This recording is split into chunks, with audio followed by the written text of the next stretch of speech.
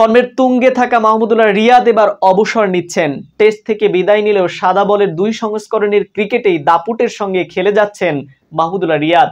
Form ও ফিটনেসের কারণে 2022 সালের টি-20 বিশ্বকাপের আগে দল থেকে বাদ পড়লেও নিজেকে বদলে গত ওয়ানডে বিশ্বকাপের আগে দলে ফেরেন রিয়াদ। এরপর থেকেই বাংলাদেশ দলের অপরিহার্য অংশ 38 বছর বয়সী মিডল অর্ডার ব্যাটার। তবে আর কত, এবার তো একটু থামতে হয়, নিতে হয় অবসর। মাহমুদুল্লাহ রিয়াদের অবসর প্রসঙ্গ নিয়ে বিস্তারিত থাকছে রাইপ আহমেদ হৃদয়ের লেখা প্রতিবেদনে। টি-20তে ফর্মটা দারুণ। সাদা বলে 50 ওভারের সংস্করণেও তাকে ছাড়া এই মুহূর্তে দল কল্পনা করা কঠিন। বর্তমান ফর্ম অনুযায়ী মাহমুদুল্লাহ রিয়াদ চাইলেই ক্যারিয়ার আরও লম্বা করতে পারেন। তবে সম্প্রতি রিয়াদের অবসরের গুঞ্জন শোনা যাচ্ছে। আসন্ন টি-20 বিশ্বকাপ খেলেই নাকি টি-20 থেকে অবসর নেবেন তিনি। মিরপুরের শেরেবাংলা স্টেডিয়ামে জিম্বাবুয়ের বিপক্ষে সিরিজের পঞ্চম ও শেষ টি-20-র পর বৈঠকে বসেছিলেন বিসিবির সভাপতি নাজমুল হাসান পাপন এবং মাহমুদুল্লাহ রিয়াদ। এরপরই এই গুঞ্জন আরও ডালপালা মেলেছে। সাংবাদিকদের সঙ্গে আলাপকালে উঠে আসে রিয়াদের সঙ্গে বৈঠকের প্রসঙ্গ। তবে বৈঠকে রিয়াদের অবসর নিয়ে কিছুই আলোচনা হয়নি বলে জানিয়েছেন পাপন। বিসিবি সভাপতি পাপন এ প্রসঙ্গে বলেন, ও অবসর নেবে এসব নিয়ে কোনো কথাই হয়নি।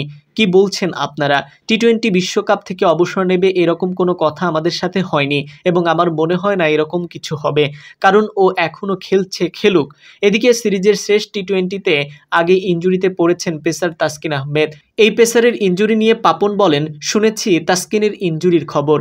আজকেই আমরা খোঁজ নিয়েছি, ও ইনজুরিতে আছে। এখন কালকে সকালের রিপোর্টটা পাবার পর আমাদের দেখতে হবে কতদিন লাগতে পারে, ওর কি হিল আপ করার কোনো সুযোগ আছে কিনা। নর্মালি 2 থেকে 3 সপ্তাহ হয়তো ব্রেক দেবে। তাসকিনকে বিশ্বকাপের আগে ফিট করে তোলার জন্য সবকিছু করতে রাজি বিসিবি সভাপতি নাজমুল হাসান পাপন। প্রয়োজনে যুক্তরাষ্ট্রের চিকিৎসকদের সঙ্গে কথা বলা হবেও বলে জানান তিনি। তবে বিকল্প ভাবনাও মাথায় রাখা হচ্ছে বলে জানান তিনি। পাপন বলেন, যদি এটা 2 বা 3 সপ্তাহ হয় তাহলে কি করব, এটাকে ঠিক করার কোনো সুযোগ আছে কিনা দেখব।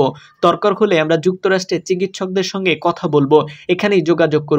যদি ঠিক করা যায় তাহলে এক জিনিস, আর যদি দেখা যায় সে না আসলেই দেরি হবে তাহলে তো আমাদের জন্য সিদ্ধান্ত নিতে হবে।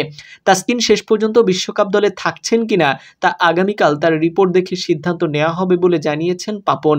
অন্যদিকে রোহিতকে 4-এ খেলিয়ে কোহলিকে ওপেনারে নামাও। চলমান ইন্ডিয়ান প্রিমিয়ার লিগ আইপিএল শুরু থেকেই দুর্দান্ত ব্যাটিং করছে বিরাট কোহলি।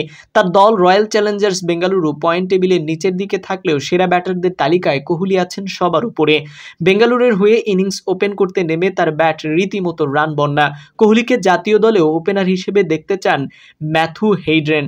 তার মতে তরুণ যশস্বী জয়সওয়ালের সঙ্গে অভিজ্ঞ কোহলি উদ্বোধনী জুটি ভারতকে দারুণ শুরু এনে দেবে। তাছাড়া এই দুজনের ডানহাতি বাহাতি কম্বিনেশনও বাড়তি সুবিধা দেবে দলকে।